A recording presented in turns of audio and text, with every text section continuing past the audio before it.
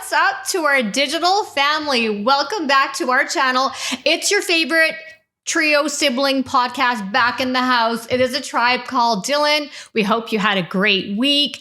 We had a busy week. We're going to talk about it. And today's segment, we're super excited about today's episode because we're going to be talking about our cousin's big, fat, I like to say royal Indian wedding. It was a week-long affair. We have so much that we want to talk about. We actually don't want to forget anything. So we're going to get into that just before we talk about our win of the week segment. I'm super excited. Elle, over to you. Win of the week. Alrighty. Well, my win of the week is related to the big, long party that we had. My win is I was the MC for my brother's reception. And I gotta say, I killed it. You did? Yeah. Let's do the wave. Let's do the wave. Start the wave, Rose. I don't know how to do the wave. No, I forgot. It went a lot better than I expected. Like, I knew I had some good jokes, but when I saw everyone laughing at the points where I was like, oh, I didn't think that was that funny, but everyone was going crazy. And after I was done, like, I had this big sense of relief. I went outside for a walk and everybody came up to me and like the conviction in their eyes when they said, man, you did amazing. Like, this was like probably one of the best I've ever seen. Like, your comedic timing. I was like, whoa, okay. Oh, wow. And it took me a while to start seeing it, but everywhere I went, even like the security guards, the people working there were like, bro, you did a good job. That was amazing. And I was like, I felt so proud, not just for myself, but for the whole family too. Because when you go to a reception, it's usually a good 2-3 hours long of sitting down, listening to speeches, and it gets a little tiring because when you got to the reception, you've already gone through almost 6 to 7 days of parties leading up to that point. Yeah. So it gets a little taxing, and being one of the hosts, it's a little extra stressful too. But knowing that I did a great job, I made everyone proud, and that they were all extremely so happy, I was like, I've done right by me. And to add to that, Al, there are a couple of things. One, I saw you put so much work in at the house. I saw Al like on his computer, writing stuff down, then rewriting it, crossing it off, and getting prepared for it, which is really nice to see because you put a lot of effort into it. And it showed. It showed. And the really great part was to the viewers, I was actually recording the whole time because I was like, I'm going to make some reels. But the whole table was laughing so hard that you really just can't even hear Alvin's jokes because we're just laughing so hard. It was wonderful. I feel like we do have some clips that we can probably drop in there because A, Al, first of all, you look like a G. Yeah, you look dressed the part. Watch out, GQ. And B, I would put my money that Russell Peters and Kevin Hart and even Sebastian would probably pay money to come see you. That's how good you are. Honestly, like I enjoy comedy, but when I was thinking, I was like, yeah, I think I want to do this long term. But after I did that event, and I saw 500 people like just laughing, and I could see I can control the crowd by taking them through the stories, going up and down with their emotions. And I was like, this is what I want to do because I love being loved. And I love your honesty. The amount of love I was getting, I was like, this is what I want to do all day. Isn't that the goal of everyone? Everyone wants to be loved and appreciated, right? It was good. It was amazing. Yeah, but you're also giving a gift back to us because really, I'm grateful. I laughed so much that night. My stomach was in cramps. So thank you. Yeah. And I did it for my brother and the family that we're all really close with. So you know what? Yeah. Took one for the team. And I took It's a great win, Al. It's a huge win. Yeah, that's a solid win. Solid win. I'm going to give you that. High five. That's going to be like my win for the next whole year. Like every week, that's my win. No, you're going to have to come up with new. I think you're now you're going to level it up, Al. Now it's going to be leveled up. Yeah. Because you raised the bar high. Yeah, that was great. And Rose, what's your win of the week? It's funny. So, we're taping obviously today. It's evening time because it's very hot. So I came up yesterday and I always stay with my parents when we come to do this taping. And bless my father. I love him. I'm so fortunate. This morning, he was like, I'm making you breakfast. And I was like, Dad, I have back-to-back calls because I work during the day and I work remote. And so I was on a call and he knocks on the door and I said, come in as I'm on the call. And he comes and puts my breakfast down on the table. And he comes and goes, do you want coffee? I was like, I'm good. He's like, okay. 20 minutes later, he comes back. He takes the plate away. Can I bring you water? And I'm like, I'm good. I'm on a call.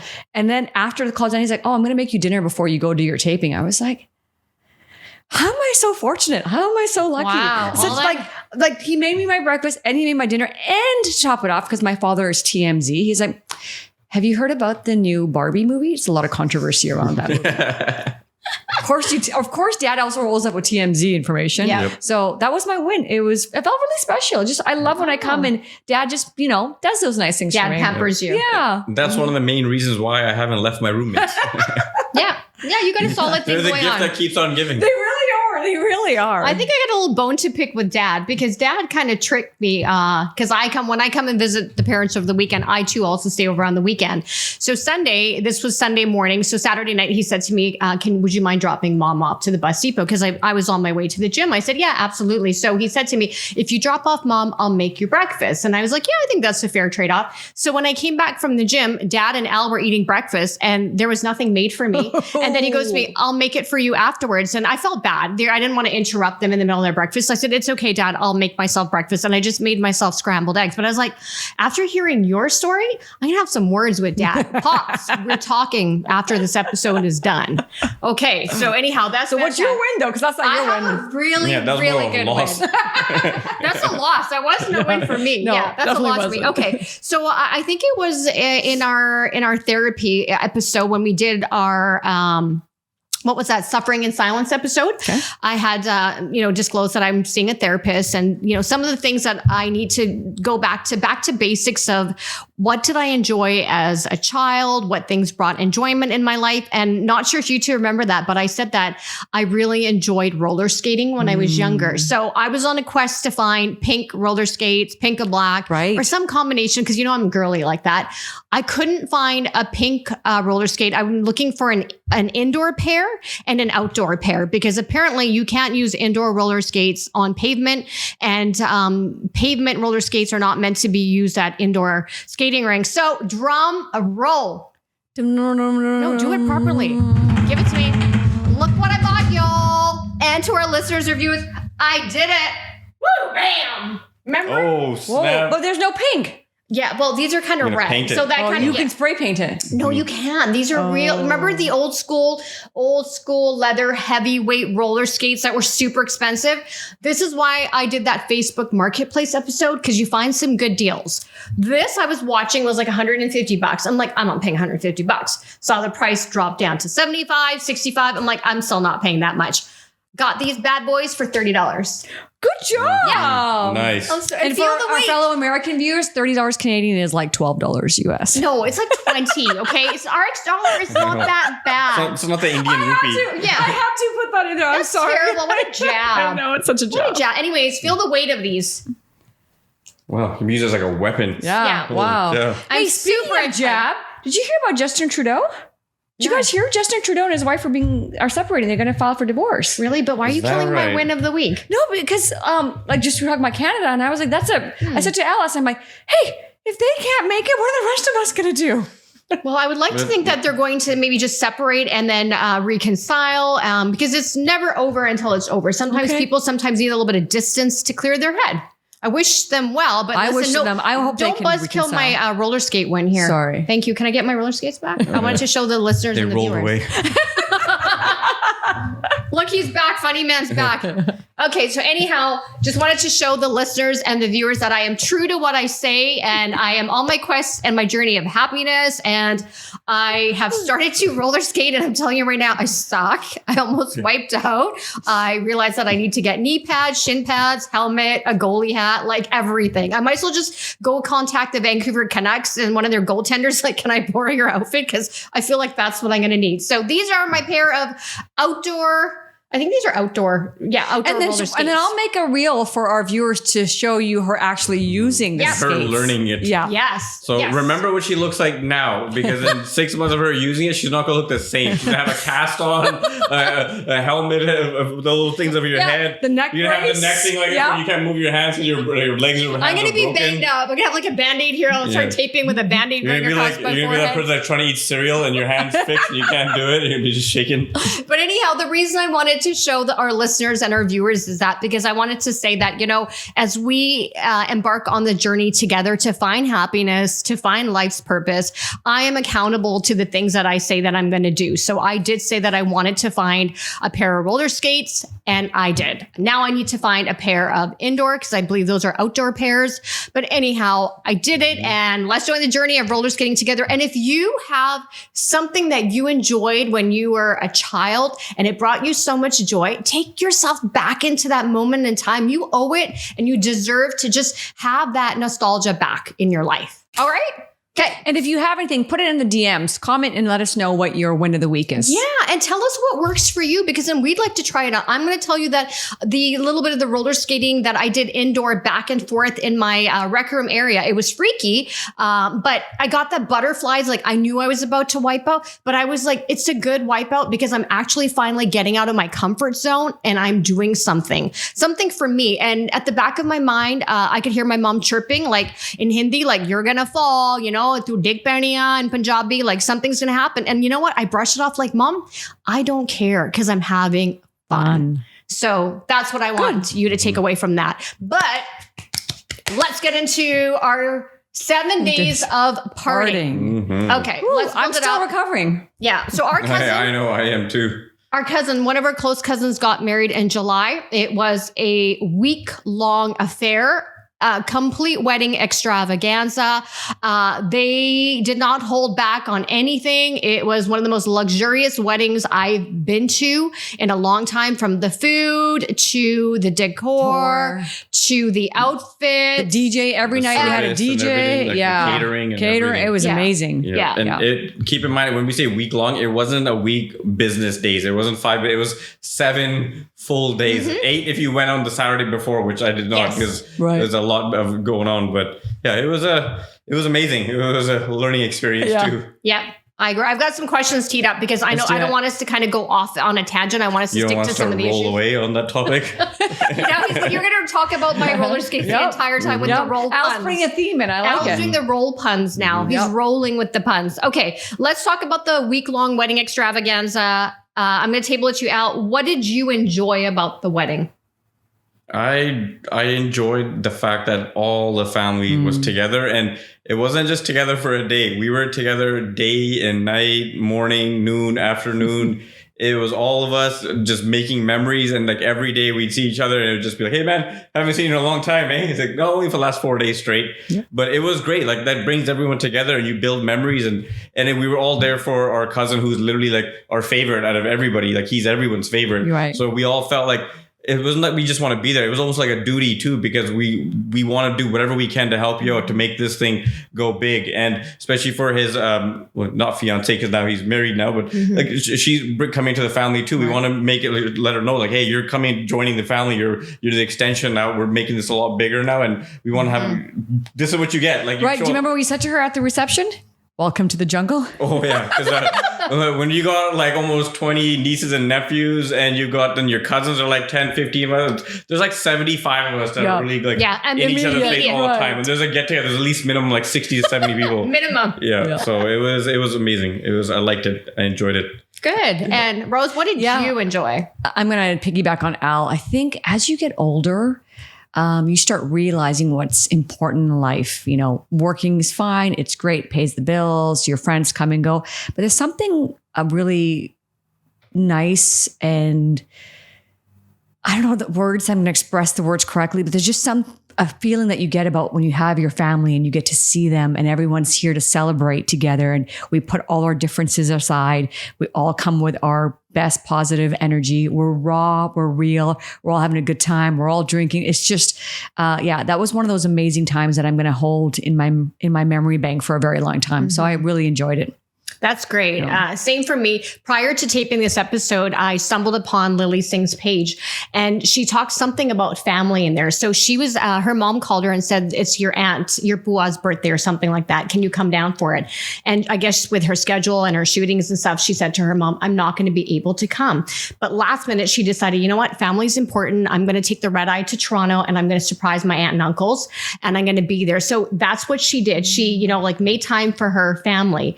And of course, she busted out with Dina Otina, which is a given at every Indian party. And when I saw that, I'm like, here you go. Here's an individual that still knows about family and family values. And for me, that's the same thing. It was so nice to see our relatives that came from California, that came from England, our uncle, our mama that came from Fiji. And just to have, not everybody was able to make it just, with timing and the weather, but to have, it was like a mini family reunion where we all got together and catch up and connect, see everybody. It was, for me, it was such a nostalgic moment. And that's what I took away from my cousin's wedding is I have such a great appreciation for our aunts and uncles and for our parents, because honestly, when I look at other families, I think we take our family for granted. We do. We just naturally assume that this is what everybody does. This is not the norm.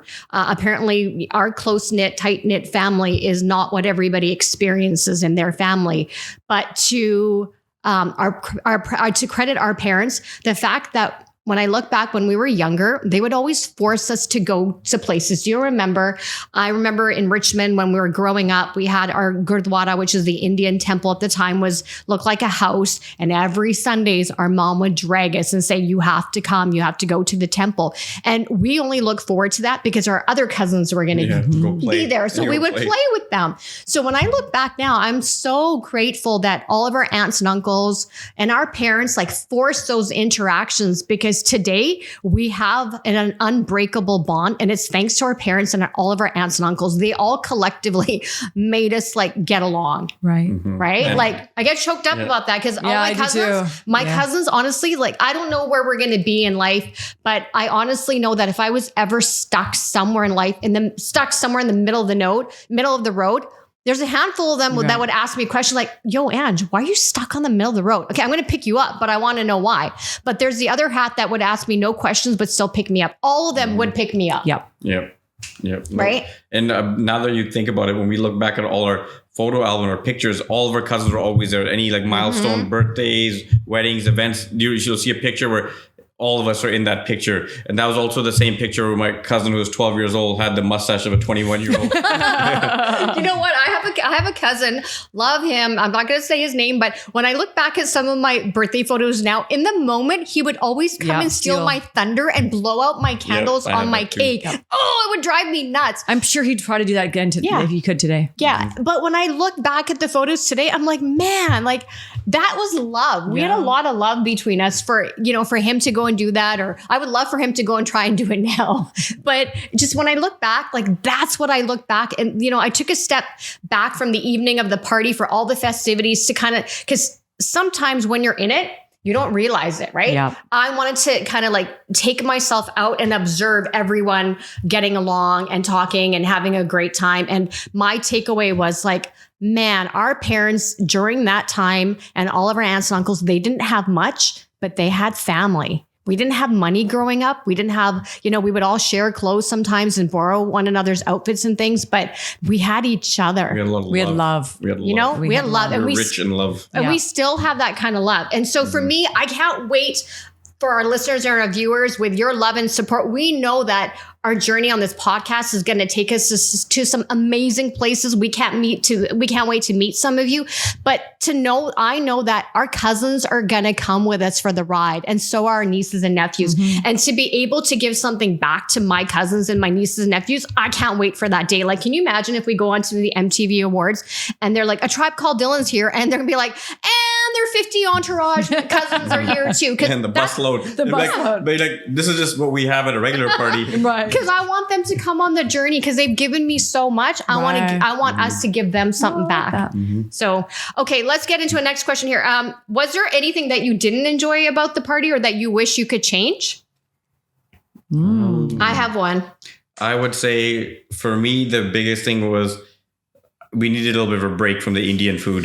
It's just that when you have Indian food 2 times a day, 3 times a day, 4 or 5 days in a row, especially when it's on that scale where it's mostly just deep fried foods, it takes a toll on your stomach. Like for me, by the 3rd day, like I don't have the strongest stomach, but by the 3rd day, like I had to take probiotics. I got to offset it. And there's times where I just didn't eat. I'm like, I'd rather just fast here and let it burn out because I know I'm gonna have to eat it again tomorrow and the next day. So there's some days where I just didn't eat and I just go grab some McD's, which wasn't any better, but it helped. Yeah. I'm going to agree with Al there. That was probably the only thing I would have changed is because it's heavy, it's fried. I think the 3 of us are so much more health conscious and we're a little bit more careful what we put in our body that it did feel like, okay, I don't think I can take any more of this by day 4. I was like, I need a break from all this heavy, spicy food because it does wreak havoc on your body. And so that would have been definitely the only change I would have made. Yeah, I know. I agree with that that as well. I know that our uncle had a food truck day, one of the days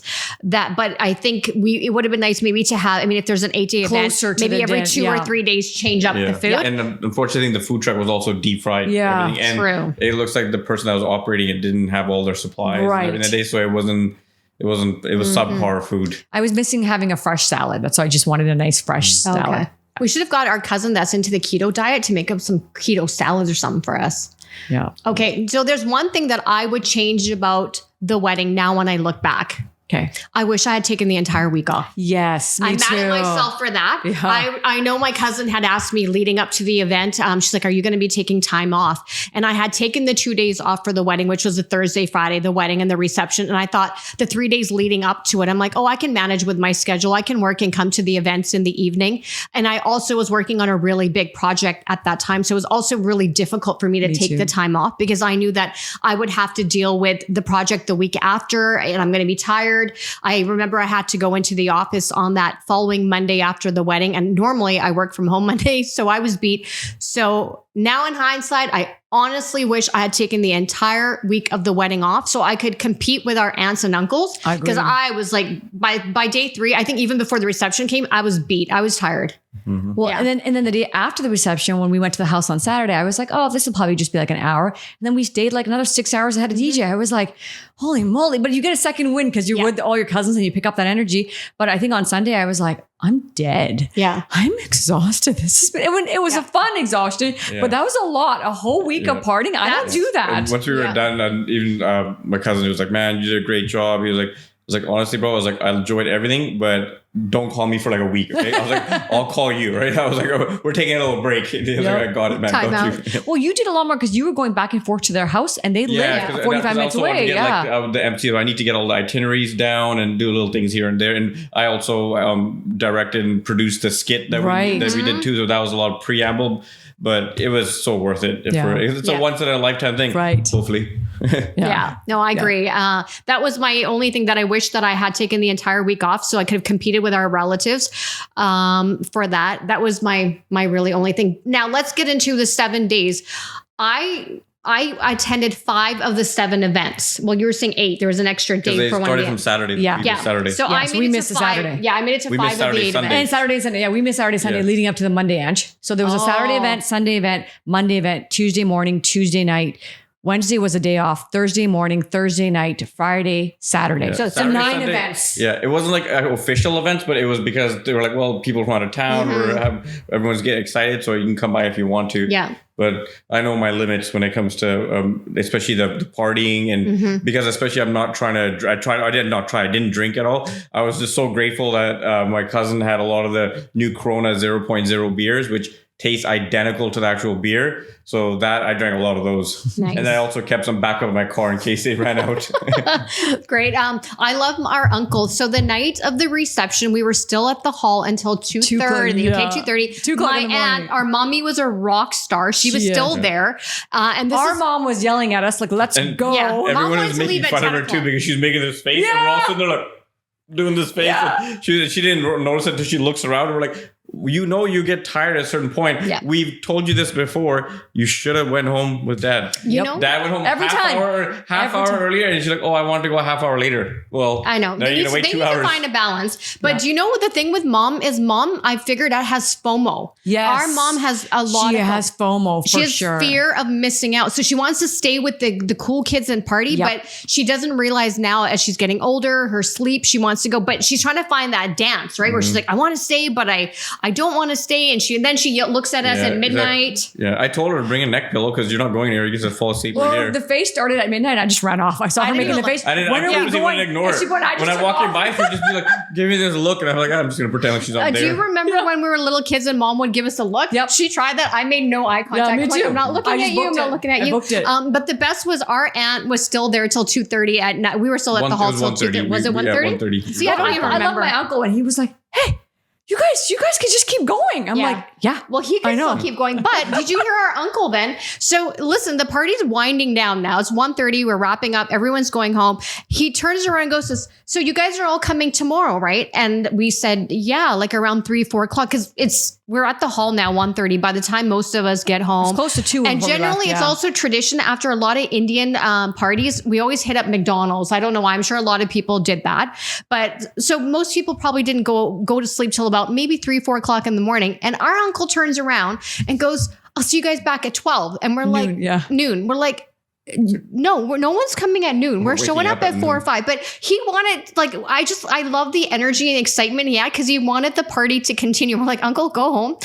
When everyone wakes up, they're just going to come, trickling in between 3 or 4 o'clock in the evening. But just when I looked at my aunt and uncle, I'm like, these guys are the OG. They're rock stars. They are the OG. They're the true rock stars. Yeah. Yep. Yeah. And did you notice a lot of our cousins, because we have a lot of cousins that have young children under the age of 10, and they all kind of left early. And I was secretly thinking that I bet you all of our aunts and uncles must be laughing at their children, because now it's like they've done their raising their kids. They're like, suckers, we're going to party and drink and y'all got to go home. Right? Mm-hmm. Yeah. So I thought about that. Okay. Let's get into the segment here. This, Pete. Elvin, what was your most memorable moment over the 7 days? Hearing my voice on that mic. Wow. Yeah, it was beautiful. It was a moment to remember. Like, I saw tears coming down people's eyes. Yeah. Is he for real? Is that your I answer love it. for real? Listen, this is what I love about Al. He's so raw. After I killed it, I'm walking around, my uncle sees me, he's like, Berta, you did an amazing job. He's like, it was so good. He's like, you killed it. You made it. And you made the whole night. And I was like, Mama, I was like, you know what? There's no amount of money in this world that you could have paid me to do this. I did this out of the love for you and my cousin. He looks over, he goes, is that right?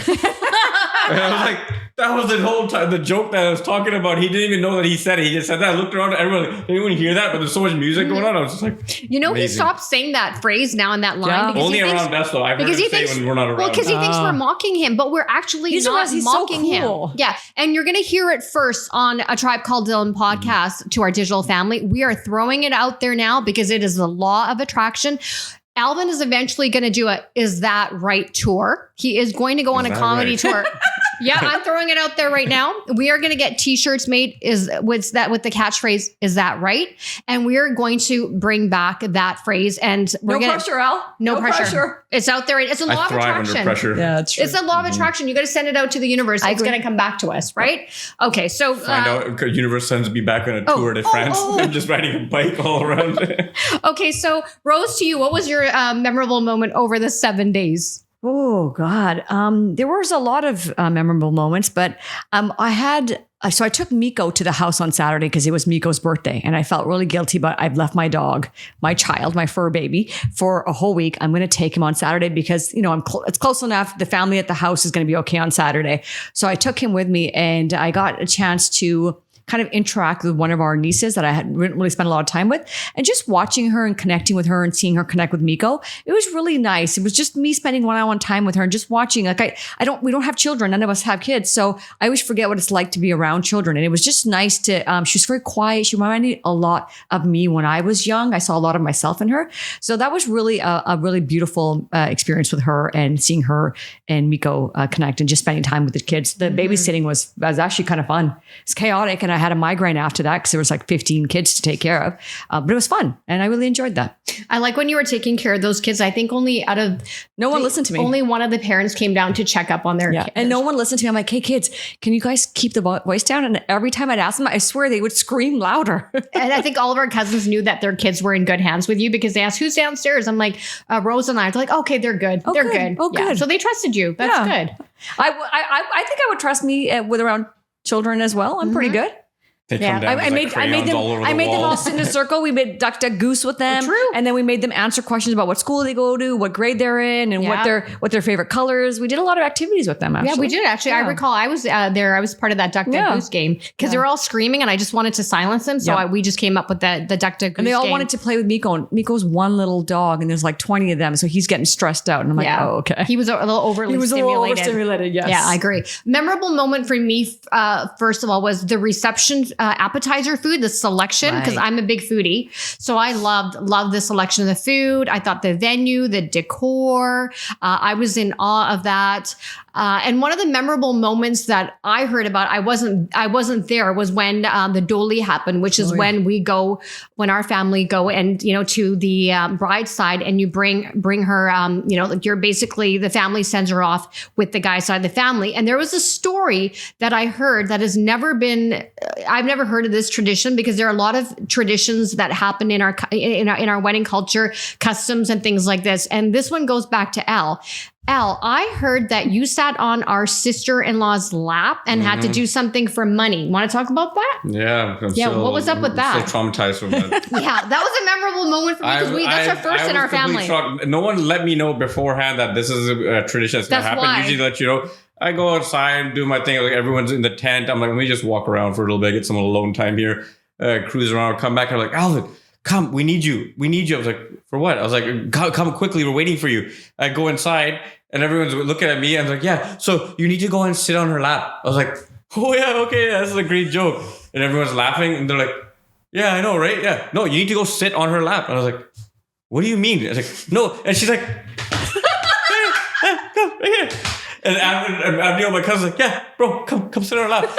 Like, this is a perfectly normal thing to do. Looking at everyone like, I'm sober, but I'm not feeling sober anymore. I'm like, what the F is going on here? And the cameraman's like, I know, man, it's weird, but you got to do it. I was like, I'm literally still in stunned. Like, what is going on? I've never in my entire life seen this before. And she was like, no, you need to sit down and you're supposed to ask her for money. I was like, what? And I was like, yeah, just come sit down. And I'm sitting like this. So I'm really uncomfortable. So I'm not trying to sit down. I'm just like,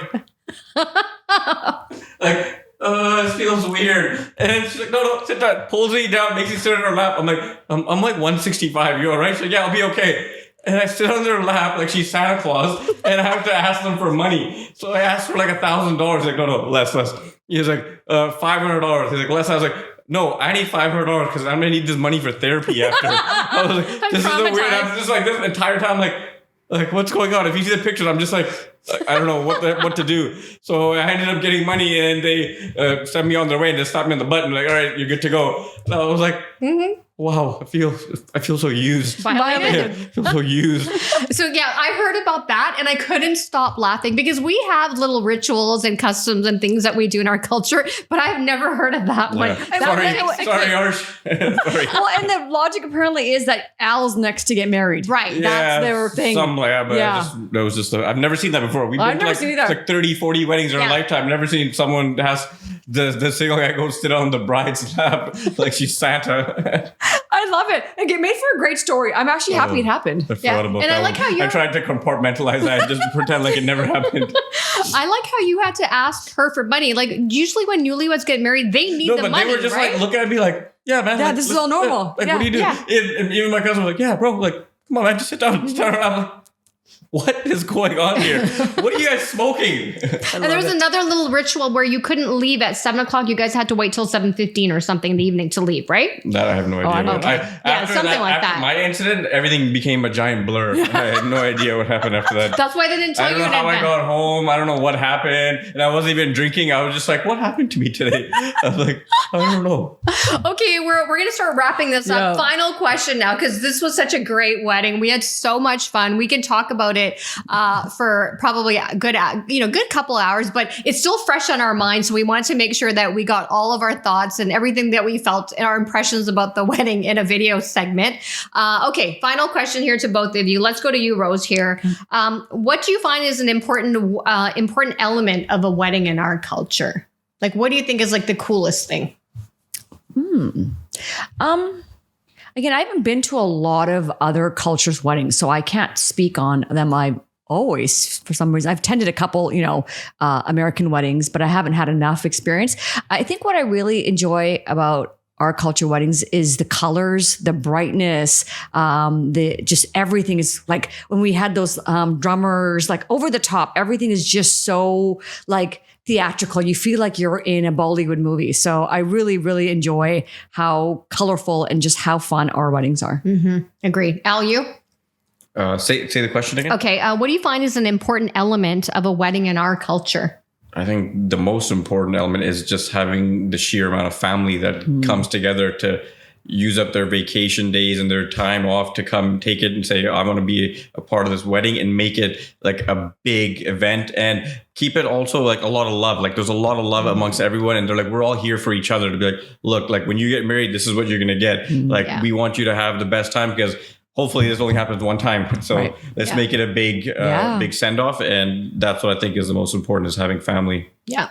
For me, the most important element of a wedding in our culture, and I think this is for any culture, is the union of two families coming together as one. My takeaway was there was so much love during that wedding week, just a lot of love in general in our family, but there was so much love from our sister-in-law's family. Her parents came from India. We gelled. We all gelled together. Everybody was so chill. It was not something we're like, oh, we felt uncomfortable. Everyone just felt at ease with everybody. Yeah. And her dad gave such a wonderful speech at the reception, just embracing that his daughters found an amazing family. And Alvin, for you as well, like what a wonderful addition to our family that we have such an amazing sister-in-law, and very ambitious and very independent, because she left very strong. And she left India at the age of 18 to come study in Canada. Yeah. Very independent. She's not even survived. She thrived for 8 years here and made it. And then she met our cousin, which also they're like a perfect match for each other, because they're very good souls. So we were just blessed to have her in our family. I just said, well,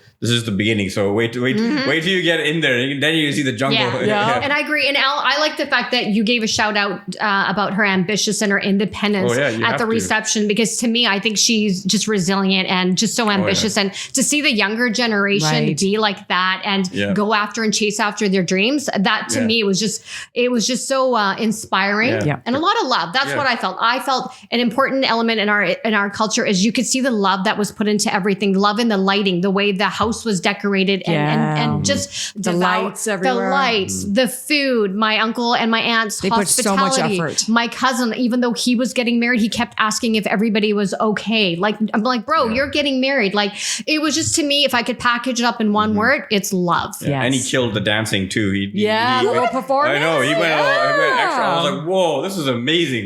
He did really good.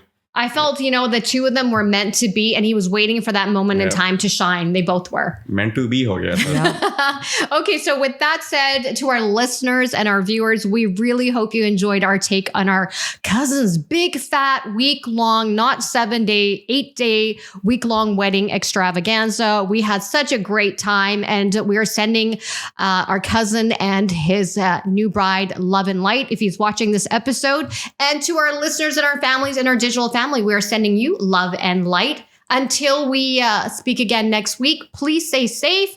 Tell us about your win of the week. Feel free to check us out on our social channels. Once again, it's your favorite trio sibling podcast, A Tribe Called Dhillon, and we'll be back next week. Bye for now. Bye-bye. See ya.